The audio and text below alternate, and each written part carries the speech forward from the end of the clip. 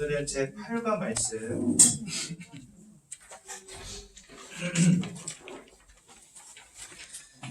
말씀과 함께하는 삶, 예배라는 제목으로 말씀 나누겠습니다.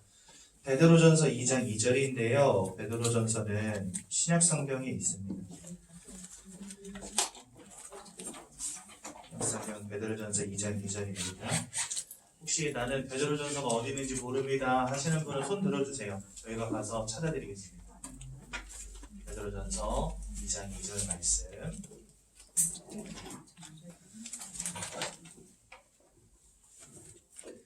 베드로전서 2장 2절 말씀.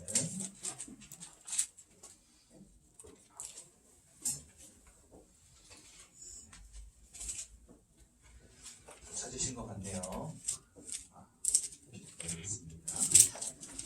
베드로전서 2장 2절 말씀. 자, 한 목소리로 함께 보도록 하겠습니다. 시작. 갓난 아기들같이 순전하고 신령한 젖을 사모하라. 이는 그로 말미암아 너희로 구원에 이르도록 자라게 하려 함이라. 아멘. 하나님은 천국에 대해서 이렇게 설명하십니다. 농부가 농사를 짓고 알곡들을 추수하면 그 추수한 알곡들을 창고에다가 들이잖아요. 그런데 요 추수할 때 쭉정이들은 버리고 알곡만을 취하죠. 그것처럼 하나님이 이 땅 가운데 살아가는 모든 사람들 가운데 예수가 그리스도라는 이 놀라운 복음의 비밀을 아는 자들을 알곡으로 거두어서 창고처럼 천국에 들이신다, 이런 의미를 가지고 있습니다. 그래서 여러분들 마지막 심판할 때, 그때가 이제 하나님이 타작마당에서 알곡들을 타작하는 시간이겠죠. 그리고 쭉정이들은 어떻게 합니까? 보통 불태워 살라버립니다. 그리고 알곡들은 창고로 집어넣습니다. 저는 완전 시골 깡촌에서 살아가지고 저희 뭐 콩 같은 거 이런 거 해오잖아요. 그러면 이렇게 그 뭐라 그러죠? 작대기에 이렇게 산발이처럼 쇠 막대기 이렇게 길게 달린 거 뭐라 그래요? 도리개. 그거 이렇게 돌려가지고 이렇게 때리거든요. 깨 추수할 때도 그러고 콩 추수할 때도 그러고. 저도 어렸을 때 학교 끝나고 오면은 아버지가 그거 시켰어요, 저한테. 야, 밥 먹으려면 이거 해야 돼, 이러면서. 밥값 해야 돼. 그래가지고 도리개 가지고 막 신나게 때리는 거예요. 근데 이게 재밌어요. 그래가지고 막 신나게 때리고. 그러면 좀 이따가 콩이나 그 다음에 깨 이렇게 곁가지들이 이렇게 들어가지고 막 턴 다음에 저쪽 한쪽에서 불 태우고 있는데 거기다 갖다 버리고. 그러면 이렇게 또 이렇게 긁어요. 뭐 이렇게 긁는 걸로 또 긁어가지고 갈퀴로 긁어가지고 이렇게 콩 같은 건 잘해야 되고. 어렸을 때 그런 거 보고 자랐거든요. 하나님이 타작마당에서 쭉정이와 가라지와 알곡을 나누십니다. 그게 뭐냐? 바로 하나님이 최후 심판대 앞에서 여러분들을 심판하는 거거든요. 근데 제가 항상 말씀드리지만 누가 구원받는다 그랬습니까? 그 속에 아들이 있는 자는 생명이 있고 아들이 없는 자는 생명이 없느니라. 즉 예수 그리스도를 믿고 영접함으로 하나님의 자녀가 된 모든 사람들, 하나님이 알곡으로 창고에 저장하시는 겁니다.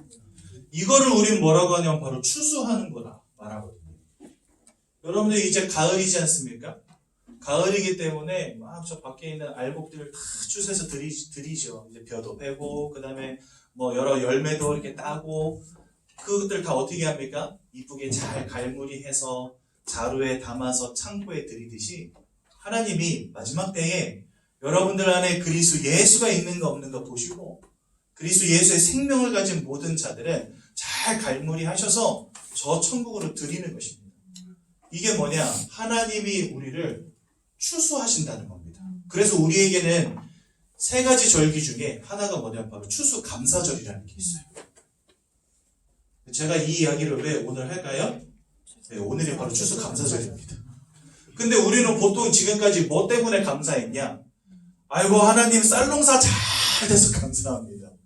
저 어렸을 때 교회 가면은요, 교회 강단 앞에다가 무고, 배추고, 쌀이고, 사과고, 막 이렇게 갖다 놓고, 거기에서 막 감사한 거만 그랬거든요. 저는 특히 농촌에 살았으니까 1년 동안 벌레 안 먹고 추수 잘 되게 해주셔서 감사하고, 우리 이런 거 감사했어요.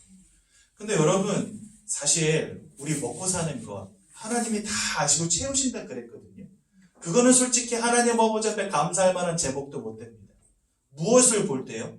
내가 어떤 상태로부터 구원받았는지, 나에게 임한 이 구원의 축복이 무엇인지가 발견되어지면 우리는요, 그런 엉뚱한 것을 감사할 필요가 없습니다. 뭘 감사해야 되냐? 나를 구원하신 하나님께 감사하고 나에게 천국을 허락하신 하나님께 감사하는 인생 돼야 됩니다. 그래서 여러분, 추수감사절에 우리는 다른 거 생각할 게 아니라 내가 이전에 구원받지 못했던 상태가 무엇인지를 알고,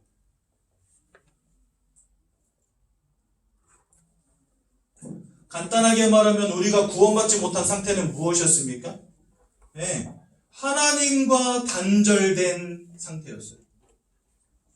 하나님이 함께 하셔야 되는데 그 하나님이 우리와 함께 하시지 않는 상태였어요. 그러면서 죄와 저주 가운데 살아갈 수밖에 없는 상태, 사단이 만들어 놓은 운명과 사주팔자 속에 살아갈 수밖에 없는 상태. 그래서 하나님은 이런 우리를 보시고 뭐라고 하셨냐? 목자 없는 양과 같이 유린하며 기진맥진하였도다, 이렇게 말씀하세요. 막 열심히 살고 막 세상의 성공을 따라 살고 하는데 목자를 잃어버린 양과 같은 모습이라는 거예요. 왜요? 하나님을 잃어버리고 사단에게 사로잡힌 인생. 그러니까 우리가 이런 상태 속에 있었거든요, 여러분. 그런데 이런 상태 속에 있는데 누구를 통해서? 그리스도 예수를 통해서 우리가 하나님을 만나며 구원받는 축복 가운데로 들어가지 않았습니까? 이 그리스도 예수가 하신 세 가지 일이 뭐예요? 첫 번째, 참된 왕으로 오셔서 우리 인생을 사로잡은 이 사단의 권세를 꺾으신 겁니다. 또 참된 제사장으로 오셔서 우리를 위해서 십자가에 못 박혀 죽으시고 보혈을 다 쏟으심으로 우리의 죄와 저주의 문제를 끝내신 겁니다. 또 내가 곧 길이요 진리요 생명이니 나를 만미함지 않고는 아버지께로 올 수 없느니라, 참 선지자로 오셔서 하나님과 단절된 이 문제를 끝내버리신 겁니다. 그래서 우리가요, 구원받지 못한 상태에서 그리스도 예수를 통해 참된 구원의 축복 가운데로 들어왔거든요. 더 정확히 말하면 여러분들은 이미 하늘나라 백성이 되었고 천국은 나중에 죽어서 가는 곳이 아닙니다. 하나님이 함께 하시는 것이 천국이거든요. 내가 구원받고 하나님이 내 안에 함께 하신다는 건 뭘 의미하냐? 나중에 죽어서 천국 가는 게 아니라 이미 우리는 천국 백성 됐고 천국 속에 사는 사람들이 된 거예요. 그리고 나중에는 진짜 영원히 육신을 떠나가는 그날에는 하나님이 계신 저 영원한 나라 천국에서 영생의 축복을 누리는 자로 바뀌어진 겁니다. 이게 뭐냐? 바로 하나님이 우리를 추수하심에 감사합니다 했던 추수감사절입니다. 이거는요, 이스라엘 백성들이 매년 지키는 절기거든요. 우리나라도 매년 이것을 지키는데 지금까지 그 의미가 많이 퇴색되어 있었어요. 어떤 의미를 했냐? 돈 많이 벌게 해주시고 건강하게 해주시고 농사 잘 되게 해주셔서 감사합니다. 겨우 이거 감사했거든요. 아닙니다. 진정한 추수감사절의 의미는 바로 이것입니다. 구원받지 못한 내가 그리스도 예수를 통해서 천국 백성이 되었다는 겁니다. 하나님이 타작마당에서 우리를 가라지어같이 불 속에다 던지지 아니하시고 우리를 이쁘게 갈무리해서 창고에 들이듯이 천국으로 들이는 이 구원의 축복이 우리에게 와 있다는 겁니다. 그래서 우리 이 자리에 계신 모든 새가족분들은요, 추수감사절이라는 것은 바로 이런 의미구나. 나 좀 농사 잘 되고 한 해 동안 잘 벌어먹게 해주셔서 감사합니다. 이게 아니라 구원받지 못했던 나를 그리스도를 통해서 구원하시고 천국으로 인도하셨구나. 너무 감사하다. 그래서 추수감사절 때마다 우리는요, 구원의 의미를 생각하며 감사할 수 있어야 되는 겁니다. 그래서 우리 모든 새가족 성도님들, 내가 받은 구원이 얼마나 기쁘고 감사한 일인지 꼭 기억하시고 일평생 하나님께 감사하는 귀한 인생 되시기를 바랍니다. 그러려면요, 우리가 복음을 제대로 알아야 될 필요가 있습니다. 성경은 하나님께서 사람을 창조하셨다라고 말씀하십니다. 우리는 왜 하나님을 알고 하나님을 통해서 구원받아야 될까요? 왜냐하면 우리는 다른 피조물들과 다르게 하나님의 형상을 따라 창조되어진 영적 존재이기 때문에 하나님을 알지 않으면 안 되는 존재입니다. 여러분 개, 돼지, 소, 고양이 저도 어렸을 때 우리 집에서 진짜 뭡니까 1평방미터밖에 안 되는 그 쬐끄만 우리 안에 돼지 이만한 거 한 마리 키웠거든요. 움직이지도 못해요. 너무 좁으니까 우리가. 그러면요 얘 이렇게 그 아침마다 제가 밥 갖다 주면은 돼지 꼬리 흔드는 거 보셨습니까 여러분들? 개처럼 꼬리를 막 이렇게 흔들어요. 밥 가져갑니다. 좋다고 막 하면서 꼬리를 막 흔듭니다. 근데 그 1평방미터밖에 안 되는 그 쬐끄만 우리에다가 가다 놓고 이렇게 매 끼니 때마다 밥 3번 주는데요. 이 돼지가 얼마나 잘 크는지. 그리고 주인 올 때마다 꼬리를 열심히 흔들면서 얼마나 좋아하는지.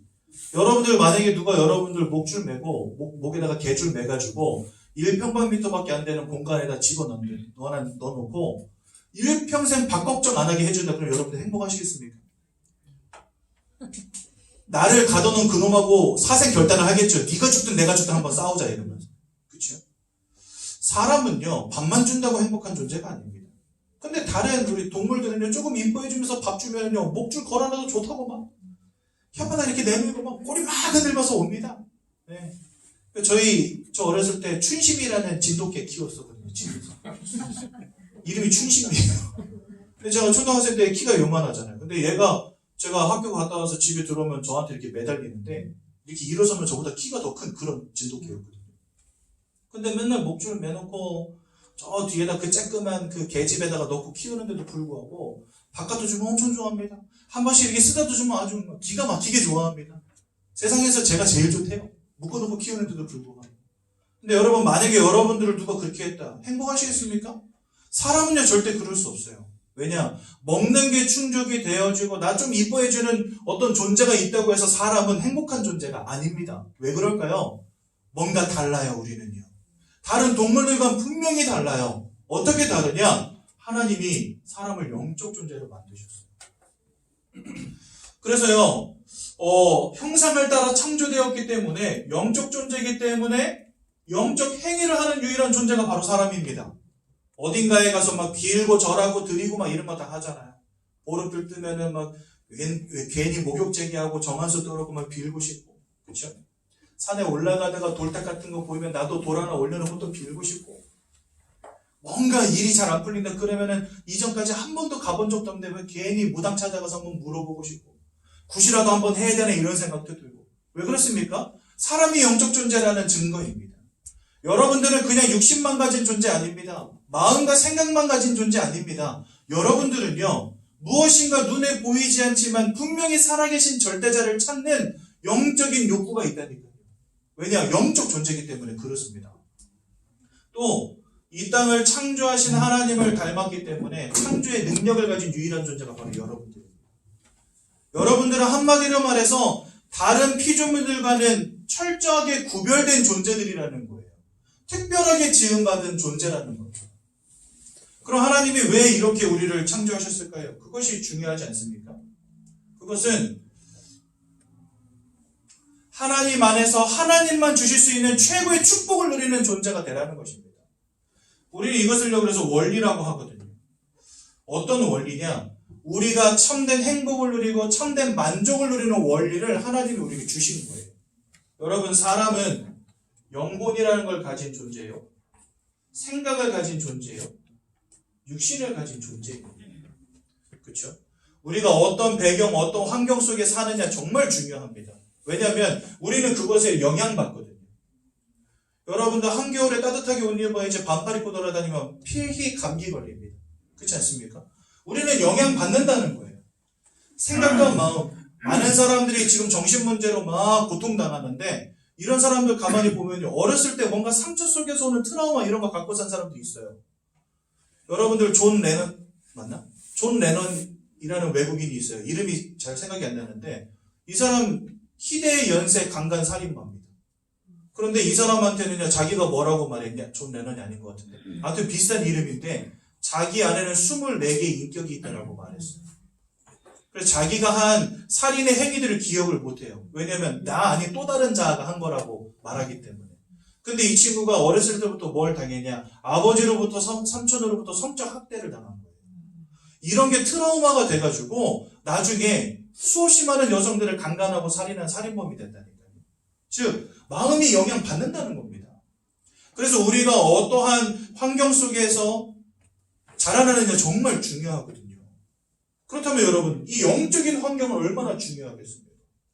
사실 배고픈 거, 이것보다 이런 정신적으로 생각의 문제로 오는 문제가 더 심각하고 위험한 문제잖아요. 사람이요, 좀 배고프다?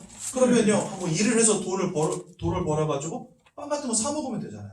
근데 여러분, 마음의 트라우마라든지 우울증, 조울증 이런 거 오면 치유하기도 쉽지 않죠. 즉, 마음의 문제가 육신의 문제보다 더 크다는 겁니다. 그렇게 볼 때 내 영혼이 어떠한 배경 속에서 살아가느냐, 이건 정말 중요한 거거든요. 그런데 하나님께서 이러한 우리 영혼의 배경이 되어 주시겠다는 거예요. 그러니까 영적 존재로 만드셔서 다른 어떤 피조물들은 누리지 못하는 하나님의 영적 배경이 되어주시는 참된 축복을 주신 겁니다. 누구한테만요? 사람에게. 그래서 여러분, 우리는 하나님을 알고 하나님과 함께하는 축복 가운데 있을 때 참 행복과 만족과 기쁨을 누리는 존재로 만들어진 거예요. 그런 우리에게 하나님이 함께 하시는 것은 가장 중요한 절대적인 원리인 것입니다.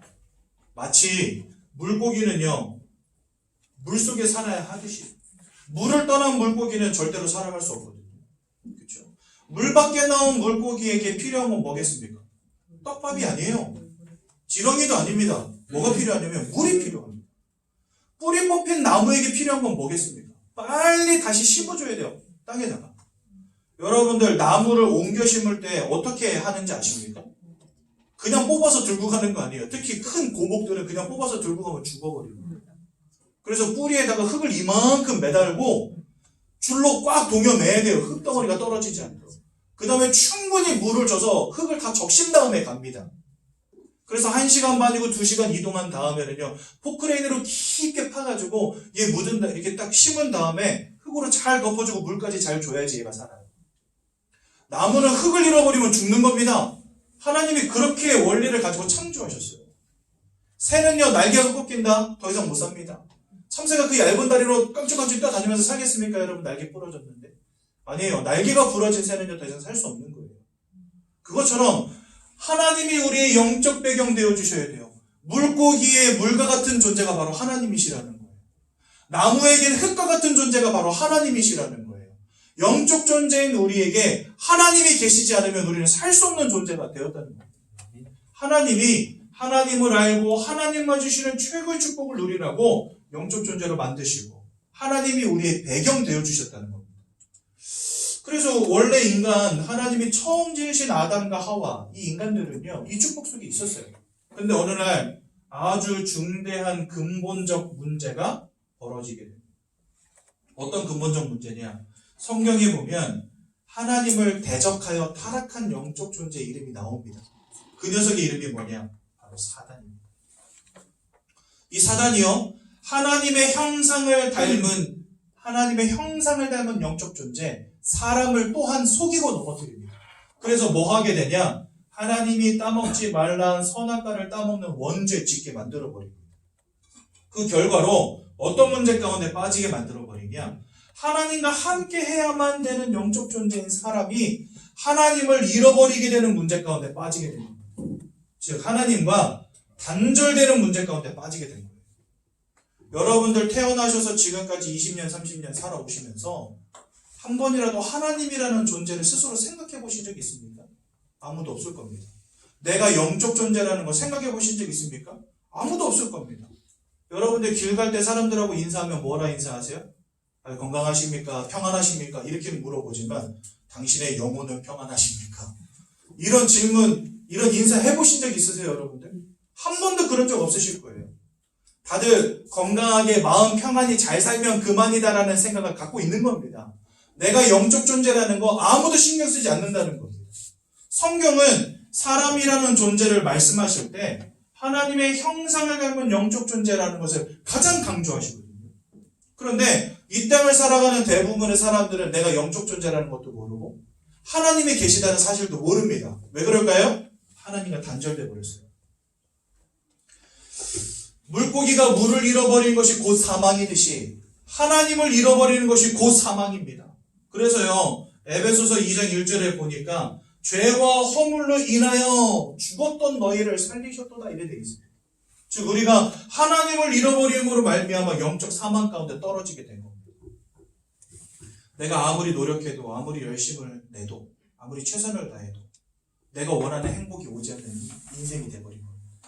원치 않는 불행이 올 수밖에 없는 인생이 된 겁니다. 행복을 찾을래야 찾을 수 없는 인생이 된 겁니다. 뭔가 되어지는 것 같은데 무너지고 뭔가 완성될 것 같은데 실패하고 자꾸만 되어질 것 같은데 안 되어져요. 신기루처럼 손에 붙잡힐 것 같은데 이놈의 행복이 내 손에 붙잡아지질 않는 거예요. 열심히 공부도 하고 일도 하고 결혼도 하고 자녀도 낳고 사랑하는 사람도 만나서 시큰 사랑도 해봤는데 인생이 지나면 지날수록 내 마음에 기쁨, 감사, 만족이 있는 게 아니라 근심, 걱정, 두려움 속에 살아가게 되는 거예요. 왜 이럴까요? 하나님이 나의 영적 배경 되어주셔야 되는데 이 하나님을 잃어버리고 하나님과 단절된 인생 돼버린 겁니다. 그러니 만족이 없고 행복이 없죠. 특히나 이렇게 하나님을 잃어버린 결과는요 참담합니다. 요한복음 8장 44절에 보니까 하나님을 잃어버린 우리의 영적 상태를 두고 뭐라고 말씀하시냐, 우리가 사단 마귀의 자녀가 되었다라고 말씀하십니다. 이건 뭘 의미하냐면요 우리의 영적인 소속을 말하는 거예요. 하나님이 우리의 영적 배경 되어 주셔야 되는데 하나님이 아니라 하나님을 잃어버린 그 순간부터 이놈의 사단이 우리 영적인 배경이 되어버린 겁니다. 그런데 이 사단은 뭐라고 표현되어 있냐? 거짓말장이요. 요한복음 8장 44절에 그렇게 나옵니다.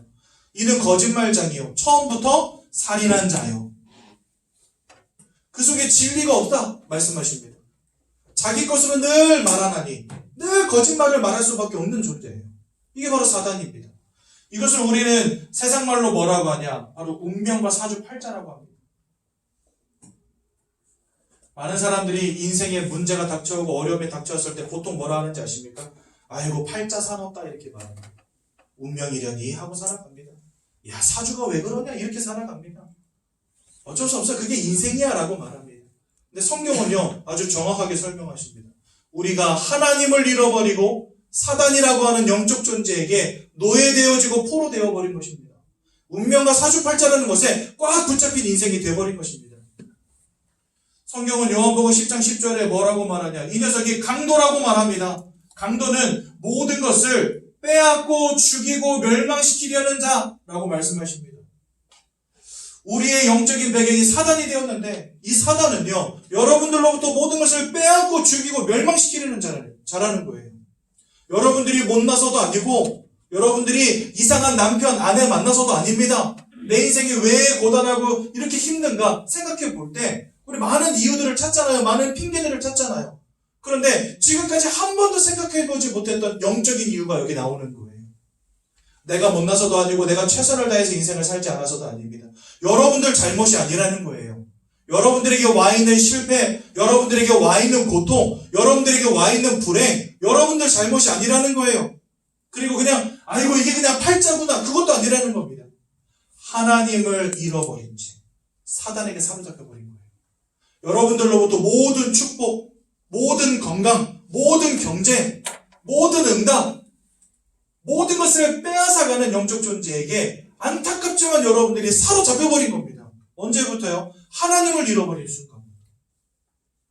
여러분 우리는 영적 존재이기 때문에 영적인 사실을 아는 것은 굉장히 중요한 겁니다. 제가 현장에서 전도해보니까 많은 분들이 이렇게 이야기하시더라고요. 제가 이런 복음을 전하잖아요. 그러면 한 10명 중에 2-3명 정도는 이런 질문을 저한테 하세요. 그거는 목사님이 기독교니까 하나님 믿는 사람이니까 그렇게 말하는 거 아니냐 이렇게 말씀하시더라고요. 그럼 저는요 그런 분들에게 되게 진지하게 묻습니다. 당신은 어려움이 왔을 때 뭔가 영적인 존재를 찾으려고 하지 않으십니까? 막 사고가 났다. 그러면 아버지 뭐 하나님 부처님 다 찾거든요 사람들이. 제발 누구든지 와가지고 나 좀 제발 도와줬으면 좋겠다. 이런 간절함이 생깁니다. 그렇죠? 왜냐? 영적 존재이기 때문에 그렇거든요. 그래서 뭐 기독교다 불교다 이런 거를 떠나서 진짜 사람이 영적 존재라는 것을 밝힌 책이 뭐냐? 바로 성경이라는 거예요. 여러분들 영적인 세계는 분명히 존재하고 내가 영적 존재인데 영적 세계가 존재하지 않는다 말할 수 있습니까? 아니에요. 그러면 그것은 여러분들 존재를 부정하는 것과 똑같은 거예요. 오늘 이 시간에 여러분들 여기 왜 나와 계십니까? 내가 영적 존재이기 때문에 뭔가 듣고 싶은 거예요. 인생의 답도 찾아보고 싶은 거예요. 왜 점쟁이 찾아가고 굿이라는 걸 합니까? 왜 돼지머리 삶아놓고 그것들 앞에 절합니까? 왜 부적 같은 거 붙여놓습니까? 우리가 영적 존재이기 때문에 그런 영적 행위를 하는 겁니다. 그래서요, 영적 존재인, 우리가 영적 존재라는 것은 영적 세계가 존재한다는 거예요. 그리고 그 영적 세계에 대해서 정확하게 우리에게 말씀하시는 책이 뭐냐? 바로 성경이라는 겁니다. 가장 중요한 인간이 어떤 존재인가에 대해서 말씀하시는 유일한 책이 바로 성경이라는 거예요. 그래서 여러분들, 제가 드리는 이 말씀을 농담으로 여기면 절대 안 됩니다. 지금까지 내 인생이 왜 이렇게 꼬이고 안 되고 늘 불행 가운데 있었나? 왜 나는 늘 안 되어지는 상황 속에 있었나? 그게 내 잘못이 아니고 그것이 그냥 아이고 인생이려니 하고 넘길 문제가 아니라 여러분들의 인생을 빼앗고 죽이고 멸망시키려는 영적 존재가 이 땅 가운데 존재한다는 겁니다. 눈에 보이지 않아서 몰랐을 뿐이고 만질 수 없으니까 생각 못했을 뿐이지 성경은 우리에게 말씀하신다는 거예요. 이 사단이 존재하고 있습니다. 그래서 이 사단은요, 여러분들의 인생을 철저하게 무너뜨리는 겁니다. 실패시키는 겁니다. 고통 가운데 내던지는 것입니다. 무너지게 하는 것입니다. 실패하게 만드는 것입니다. 그러면서 뭐하게 만드냐? 자꾸 우상숭배하게 만드는데요. 사람들 마음속에 두려움을 심습니다. 계속해요. 없는 사람은 없어서 두렵고 있는 사람은 잃어버릴까봐 두렵고 해가 바뀌면 미래가 두렵고 내 사업이 잘 돼야 될 텐데 내가 건강해야 될 텐데 사람들이 늘 근심 걱정 두려움으로 살아갑니다. 그래서 결국은 뭐하게 만드냐? 뭔가 점쟁이도 찾아가서 점도 한번 쳐보고, 그렇죠? 돈 내고 부적도 사다가 한번 집안 곳곳에 붙여보기도 하고, 차 새로 사고 집 새로 사고 하면은 왠지 돼지머리 한 마디 하나 살려다가 갖다 놓고 시루떡 갖다 놓고 사과랑 배에 올려놓고 한번 절하고 싶게 만들어버려요. 이거 안 하면 큰일 날 것 같고. 차 새로, 여러분들 예전에 버스 같은 데 보면은요, 버스 안에 보면은 이렇게 큰 뒤에 볼 수 있는 룸미러 있잖아요. 그 위에 북어 대가리에 실 둘둘둘 감긴 거 보신 적 있습니까? 없습니까? 이런 거 있다니까요. 왜 하고 다니냐? 사고 안 나고 명 길게 오래 살아라고 명주실 둘둘둘 감아놓은 거예요. 여러분들 뭐 가게나 이런 데 가보면요, 그 소 꼬투레 있죠? 코에다가 이렇게 구멍 뚫어가지고 이렇게 거는 거. 그거 여러분들 갖다가 벽에다가 걸어놓은 식당들 가끔 있었습니다, 옛날에. 그거 뭔지 아십니까? 소는요, 꼬투레만 잡으면 움직일 수 있거든요. 그 꼬투레 거기다 갖다 놓은 게 뭔 이유냐? 자기가 돈을 그렇게 잡겠다는 거예요. 어디 못 도망가게. 그래서요, 꼬투레를 갖다가 벽에다 걸어놓고 장사합니다. 사람들이 왜 이런 행위 할까요? 뭔가 두려운 거예요. 내가 잃어버릴까봐 두렵고, 실패할까봐 두렵고, 무너질까봐 두려우니까 자꾸 뭔가를 섬겨. 그것을 따라가요.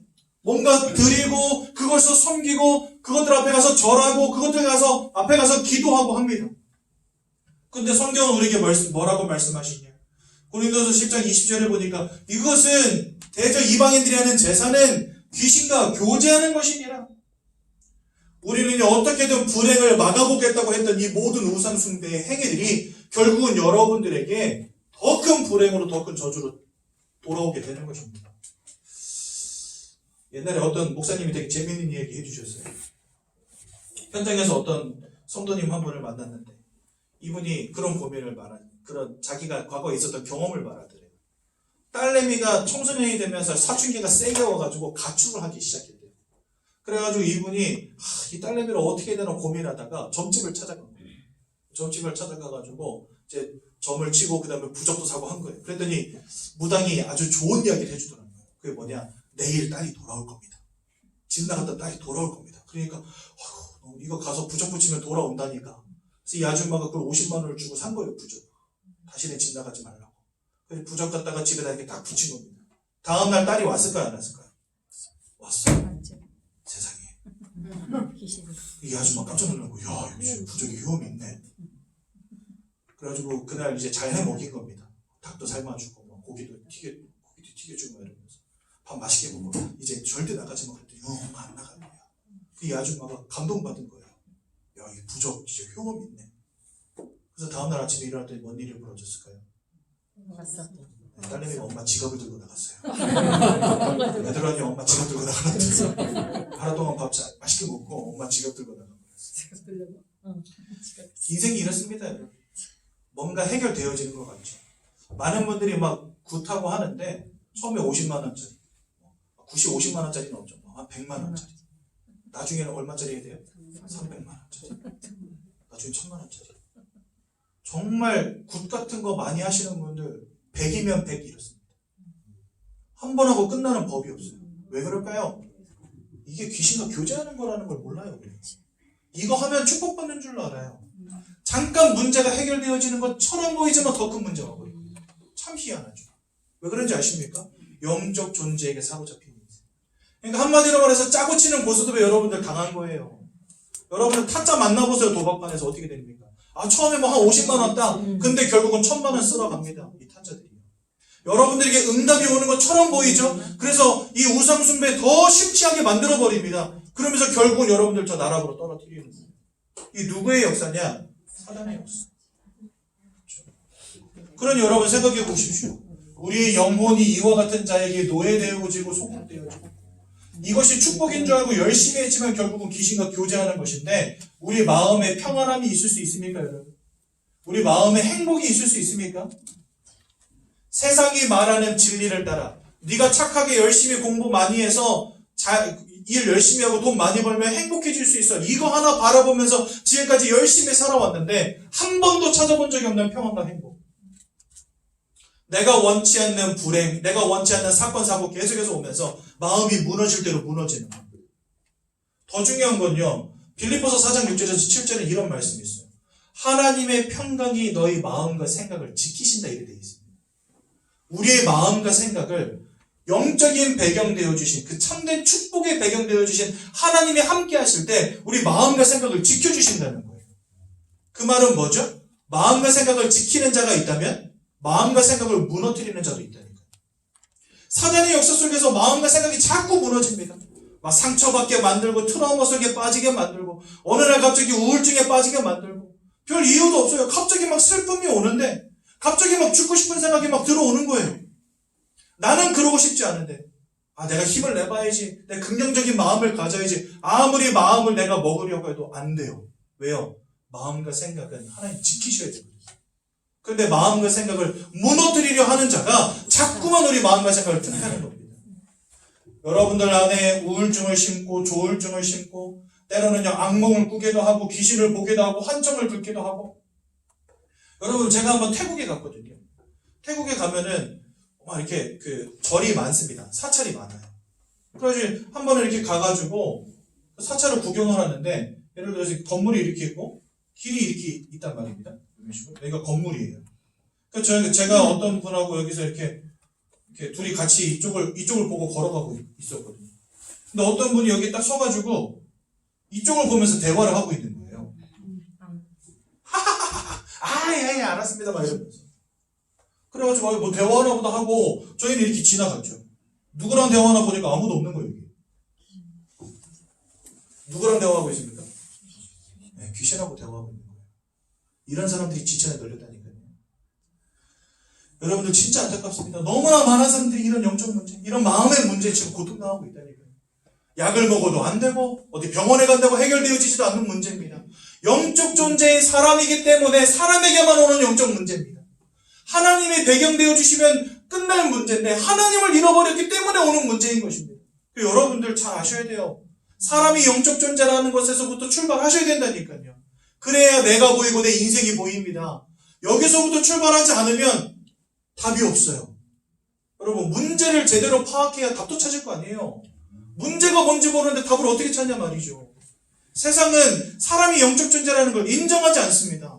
마음과 생각을 가진 존재, 이성을 가진 존재, 여기까지는 인정하지만 영적인 것은 눈에 보이지 않고 손으로 만져지지 않기 때문에 부정한다니까요. 근데 성경은 우리에게 말씀하세요. 사람이 영적 존재라는 거예요. 하나님과 함께 되는데 하나님이 잃어버린 결과로 이렇게 무너지는 것입니다. 인생이. 그러니 여러분은 사람들이 그 육신과 삶이 무너질 수밖에 없죠. 마음에 평안이 없고 행복이 없고 원치 않는 사건, 문제가 계속해서 터지니까 사람들이 술 마시지 않고는 견딜 수가 없고 약을 먹지 않고는 견딜 수가 없는 거예요. 약 먹지 않으면 잠도 못 자. 술 먹지 않으면 이 고통을 견딜 수가 없어. 지난주 금요일날 저희 교회 집사님 한 분 나오셔가지고 자기 현장에서 전도한 이야기 하시는, 자기가 일하는 회사 사장님이 돈이 많으셨는데 사업이 실패하면서 많은 어려움 당하시는 거예요. 그러니까 아침, 점심, 저녁으로 술만 드시는 거예요. 그래서 한 번은 말을 걸었대요. 아, 사장님 왜 이렇게 술을 드세요? 그러니까 이거라도 마시지 않으면 자기 견딜 수 없다면서.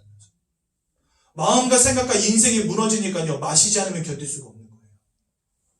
제가 예전에 송구동에서 어떤 아저씨 만났어요. 손가락 10개 중에 8개가 없어졌어요. 요 2개만 남았어요. 나머지 손가락 어찌셨어요? 그러니까 일하다가 잘렸대요. 프레스기에 눌려가지고 잘렸는데 2개만 살아남은 거예요. 여러분들 요 2개로 뭐 할 것 같습니까? 딱 모양이 뭐예요? 네, 술잔 잡기 딱 좋은 모양 아닙니까? 그러니까 다른 손가락은 다 끊어져가지고 다른 건 못하고 요 2손가락으로 이제 소주잔을 잡기 시작하신 거예요. 그죠? 병도 기가 막히게 이렇게 딱 잡고서 책상 그 모서리에다 대고 이렇게 툭 당기니까 따지더라고, 병. 이렇게 2손가락 잡고 툭 당기니까 따져요.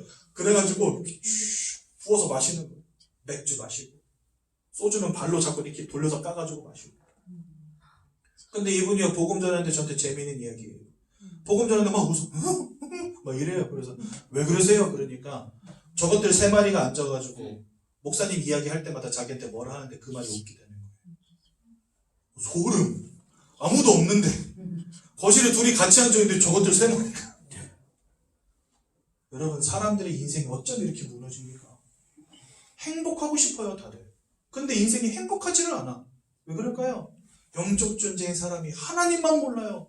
돈 버는 것 빠삭하고, 어떻게 하면 내가 건강한지 빠삭합니다. 인터넷만 쳐보십시오. 여러분들 암을 피하는 음식, 당뇨에 좋은 음식 잔뜩 나와 있습니다. 하나님 만나는 길만 없어요. 인생이 건강을 위해서, 성공을 위해서, 돈 버는 것 위해서 세상에 지식으로, 경험으로 가득 찼는데 하나님 만나는 것만 쏙 빠져 있어요. 왜 그럴까요? 이게 바로 고린도후서 4장 4절에 보니까 이 세상의 신이 사람들의 눈을 가리워서 하나님의 형상이신 예수 그리스도의 영광의 광채를 보지 못하게 만들었느니라. 세상엔 다 있는데 뭐만 없냐? 하나님만 없어요. 다 있는데 우리를 구원하신 그리스도만 없어요. 이게 바로 사단의 역사입니다. 보지 못하게 만드는 거예요. 엉뚱한 거 따라가게 만드는 겁니다. 그래서 인생이 무너지게 만듭니다. 이렇게 하면서요, 사람이 인생이 무너지니까 결국 극단적인 선택하게 만들죠. 막 자살하게 만들고, 이혼하여서 가족이 무너지게 만들고요. 자꾸만 원치 않는 사건과 사고 가운데 빠지게 만드는 겁니다. 누가요? 운명과 사주팔자로 여러분들이 인생을 붙잡은 이 사단이. 이렇게 살다가 나중에 죽어서는요, 히브리서 9장 27절에 보니까 하나님의 심판받는 데 되어 있습니다. 분명히 알곡과 가라지가 구별되어지는 그날이 옵니다. 타작마당에서 가라지는 저 불구덩이 속으로 던져지고 알곡은 창고로 들어가는 날이 분명히 옵니다. 하나님 그렇게 말씀하셨거든요. 이때 누가 하나님의 심판받고 천국으로 가게 됩니까? 아들이 있는 자에게는 생명이, 아들이 없는 자에게는 생명이 없느니라. 예수를 그리스도로 믿고 영접하는 자들만 하나님께 속한 자가 되는 겁니다. 여러분, 지옥은 나쁜 놈이 가는 데가 아니에요. 지옥은 원래 이 사단을 하나님이 가두기 위해서 만드신 감옥입니다. 그런데 사단을 가두는 그때에 누가 함께 들어가냐? 사단에 속한 자들이 함께 들어가는 거예요. 여기 보니까 우리가 운명과 사주팔자에 사로잡힌 인생 되었다 그러진 않습니다. 하나님이 영적 배경 되시는 게 아니라 사단 마귀가 영적 배경인 인생. 그리스도를 만나지 못하고 구원받지 못한 인생들. 사단에게 속한 자로 사단이 감옥에 갇힐 때 함께 갇히는 겁니다. 나쁜 놈이 지옥 가고 착한 놈이 천국 가고 그런 게 아니에요. 하나님은 소속을 말씀하시거든요. 하나님께 속한 자가 천국을 차지한 자고 하나님께 속하지 못한 자가 지옥으로 가는 것입니다. 그래서 여러분들 이 심판 가운데 다 던져지는 거예요. 인생 사는 게 안 그래도 지옥 같은데 나중에 죽어서 진짜 지옥 가는 겁니다. 여러분들의 후대도 여기서 자유로울 수 없다는 겁니다. 왜요? 모든 사람이 죄를 범하였고 하나님의 영광에 이르지 못하였기 때문에, 즉 모든 사람이 하나님 떠나 있기 때문에 한 사람의 예배도 없다는 겁니다. 여러분들의 후대도 앞으로 100년 후에 1000년 후에 태어날 모든 사람들도 여기서부터 자유로울 수 없다는 거예요. 여러분들, 이게 우리가 돈 번다고 되겠습니까? 공부 열심히 한다고 되겠습니까? 열심히 산다고 되겠습니까? 안 되죠. 우리의 힘으로, 우리의 노력으로, 우리의 열심으로 되어지지 않기 때문에 하나님께서 직접 우리에게 길을 열어주셨습니다. 이 근본적인 문제가 터진 게 창세기 3장 1절에서 6절에 나오거든요. 그런데 하나님이 당장의 사람들에게 내가 너희를 구원할 구원자를 보내주겠다라고 창세기 3장 15절에 말씀하세요. 즉 범죄하자마자 하나님은요, 이게 우리의 열심으로 노력으로 될 일이 아니라는 걸 아시기 때문에 범죄하자마자 하나님은 내가 너희를 위한 구원자를 보내시겠다라고 말씀하신 거예요. 그분이 바로 누구시냐? 네, 맞습니다. 그분이 바로 예수님이십니다. 예수님 오셔서 세 가지 일을 하셨습니다. 요한일서 3장 8절에 보니까 죄를 짓는 자마다 마귀에게 속하여 있다. 우리가 마귀에게 속한 자라고 성경 말씀하십니다. 요한일서 3장 8절에. 근데 하나님의 아들이 나타나신 것은 이 마귀가 하는 모든 일을 멸하기 위함이니라. 즉 예수님은 우리 인생을 운명과 사주팔자로 사로잡고 두려움으로 사로잡아 우상숭배하며 우리의 마음과 생각이 무너지고 삶과 육신이 병들게 만들고 지옥 불구덩이 속에 들어가 최후 심판받게 만들고 후대까지도 멸망할 수밖에 없는 이 인생의 굴레로부터 이 인생의 굴레를 만들고 그것을 주관하는 사단의 권세를 깨뜨려 버리심으로 우리를 여기서부터 빼내신 겁니다. 그래서요, 예수님은 사단을 이기신 참된 왕이 되십니다. 그래서 여러분들 예수를 믿고 영접하시잖아요. 여러분들은 운명과 상관이 없는 인생으로 바뀌어지는 거예요. 여러분, 사람들이 무당을 찾아가서 점을 치면 점괘가 나오거든요. 왜 나오는지 아십니까?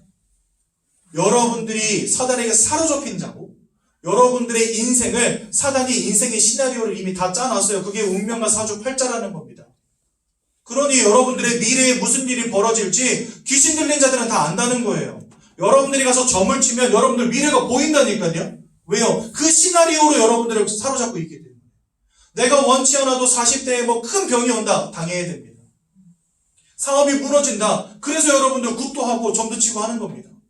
그런 것들을 미리 알고 대비하려고. 그런데 이런 점괘가 어떻게 나오냐? 사단이 곧 운명과 사주팔자 주관자이기 때문에. 이게 가능한 거거든요. 그렇다면 여러분들 우리가 운명과 사주팔자에서 해방되었다. 쉽게 말하면요, 점집에 가서 점을 쳐도 점괘가 안 나와요. 제가 이게 진짜인지 거짓인지 알고 싶어가지고 진짜 15,000원 들고 갔다니까요. 나 15,000원밖에 없는데 점 봐주세요. 그러니까 앉으래요.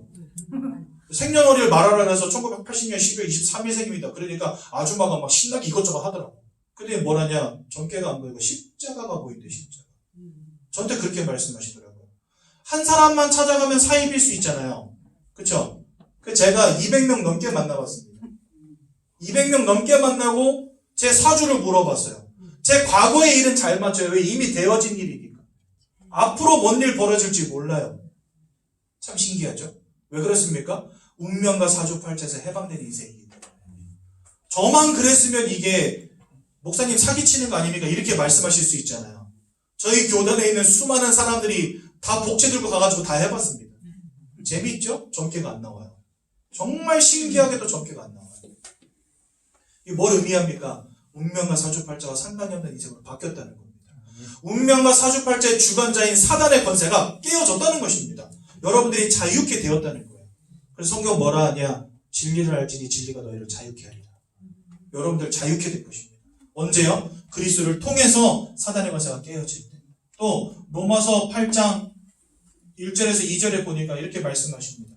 예수 안에 있는 자에게는 결코 정죄함이 없나니 더 이상 죄인이 아니라는 겁니다. 예수 안에 있는 생명의 성령의 법이 죄와 사망의 법에 묶여있던 너희를 해방하였기 때문이니라. 그래서 예수님은 우리의 죄와 저주의 권세를 끝내신 참 제사장이 되십니다. 또한 요한복음 14장 6절에 보니까 내가 곧 길이요 진리요 생명이니 하나님과 단절되어 버린 너희가 나를 통하지 않고는 아버지께로 올 자가 없느니라. 즉 예수님은 하나님께로 나아갈 유일한 길 참 선지자가 되신 것입니다. 이 예수님이 2000년 전에 이 땅에 오셔서요, 우리를 위해서 고난당하시고 우리를 위해서 모든 고통을 당하시고 우리를 위해서 보혈을 흘려주시고 우리를 위해서 자기의 생명을 내어주심으로 우리를 위한 구원을 완성하셨고요. 돌아가신 지 3일 만에 부활하심으로 사단과 사망의 권세를 이기심을 우리에게 보여주셨습니다. 특히 성경은 우리에게 뭐라고 말씀하시냐? 주님이 부활하신 이유를 산자와 죽은 자의 주인임을 우리에게 보여주시기 위하여 부활하셨다 이렇게 되어 있습니다.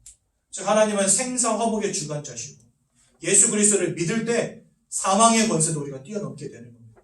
지옥의 심판으로부터 해방되는 것입니다. 그래서 예수님 부활하셨어요. 이 예수님을 우리가 누구라고 부르냐? 바로 그리스도라고 부르는 것입니다. 그래서 여러분들, 저는 지금 4년째 이야기만 하고 있거든요. 매주마다. 진짜 막 이제는 눈 감고도 다 써요. 하도 많이 해가지고. 근데 이걸 왜 쉬지도 않고 여러분들에게 말씀드리냐? 이 땅의 실패와 문제와 고통이에요. 이거 몰라서 왔어요. 반대로 말해서 이거 아는 것이 인생의 참된 행복을 찾는 길이라는 것입니다. 세상이 줄 수 없는 마음의 평안함, 세상이 줄 수 없는 육신의 형통함, 세상이 줄 수 없는 영혼의 구원, 이게 그리스도 예수 안에 있다니까요. 그래서 저는 자부심을 가지고 이야기 전합니다. 안 듣겠다 하시는 분들은요, 예, 알겠습니다. 인생 평안히 잘 사십시오. 이러고 나와버립니다. 가장 가치 있는 거 줄 때는요, 가서 매달릴 필요 없어요.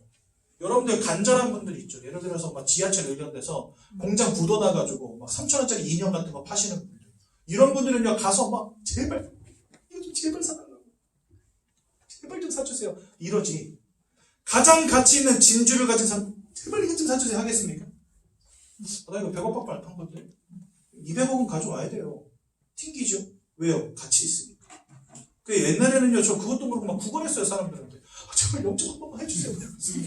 영접하셔야 구원받는다니까. 그래야 교회 가서 할 말도 있잖아요. 오늘 현장에 나갔더니 누가 영접했습니다. 근데 지금은 그렇지 않습니다. 세상이 가르쳐주지 않는 가장 가치 있는 내용을 나는 안다라는 자부심이 있기 때문에 사람들에게 더 이상 구걸하지 않습니다.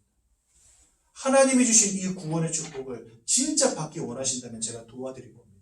근데 싫다 하면은요, 예, 알겠습니다. 왜요? 가치 있는 거거든요. 그래서 구걸하지 않습니다. 여러분들 이 가치 있는 복음을 오늘 들으시면서 나 진짜 예수 믿어야 되겠구나. 하나님 자녀 되어야 되겠구나. 라고 깨달아지셨다면 정말 여러분들 복된 날이 되는 것입니다. 성경은 말씀하십니다. 예수를 믿어 구원에 이른다. 말씀하십니다. 예수를 믿고 마음에 영접할 때 하나님의 자녀가 되는 권세를 주신다. 말씀하십니다. 여러분 이 좋은 복음을 가지고 구원 받아야 되지 않겠습니까?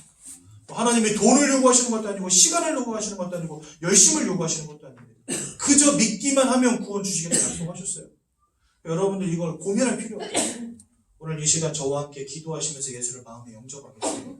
두 손을 모으시고 두 눈을 감으시고 제가 먼저 기도할 때 저의 기도를 따라서 함께 기도하심으로 오늘 예수를 만나 하나님의 자녀되는 축복 누리시기 바랍니다. 사랑의 하나님, 저는 죄인입니다. 내가 왜 고통당하는지, 내가 왜 원치 않는 문제 당하는지 지금까지 알지 못한 채 살아왔습니다. 이것이 하나님을 잃어버린 결과임을,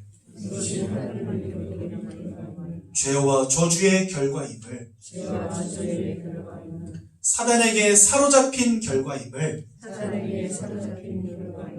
깨닫게 되었습니다. 이런 저를 구원하시기 위하여 이 땅에 그리스도로 오신 예수님을 제 마음속에 믿고 영접합니다.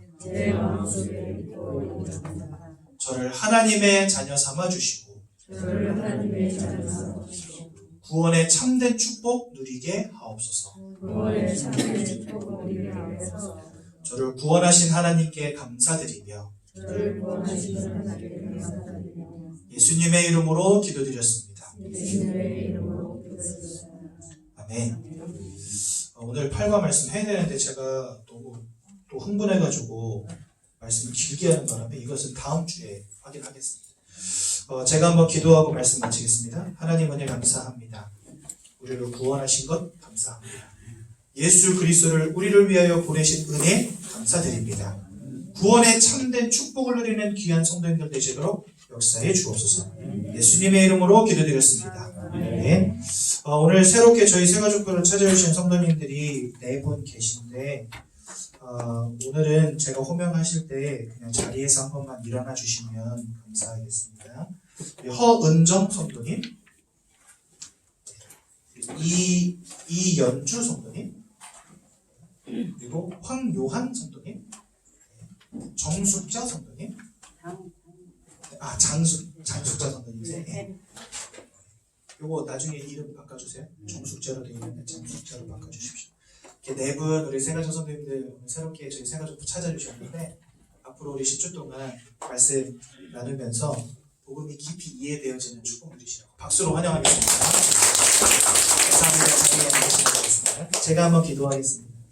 하나님 우리 네 분의 새가족 성도님들 새롭게 새가족 부리 인도하신 것 감사드립니다. 지금까지 내가 영적 존재라는 사실도 모르고 하나님이 살아계시다는 것, 사단이 존재하는 것 알지 못한 채 살아왔습니다. 인생에 참된 해답을 찾지 못해 행복과 기쁨과 만족을 잃어버린 인생 살아왔습니다. 왜 고통당하는지 알지 못한 채 살아왔습니다. 하지만 이제는 그리스도를 통하여 내가 구원받은 하나님의 자녀되었다는 사실을 오늘 깨닫게 하셔서 감사드립니다. 일평생 이 복음의 언약을 놓치지 않도록 우리 귀한 새가족분들을 축복하여 주옵소서. 예수님의 이름으로 기도드렸습니다. 네. 찬송가 85장 1절만 하나님께 드리시겠습니다.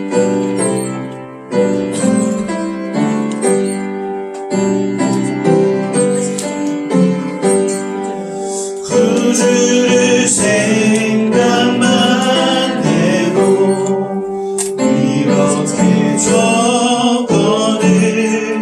주 얼굴 배울 때야 얼마나 좋으랴.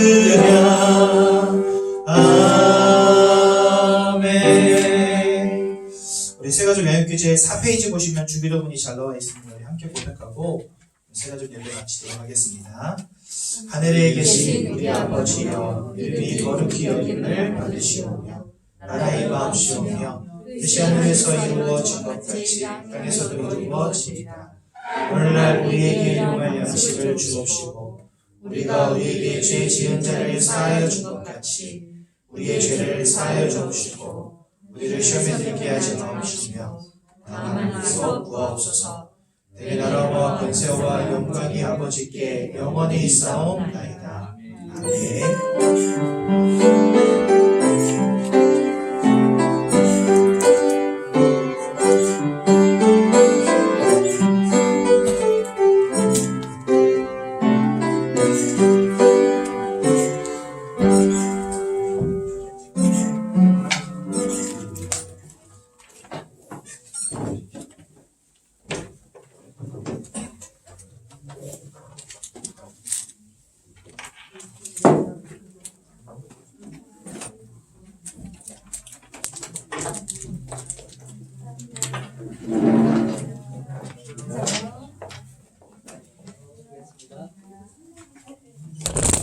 어.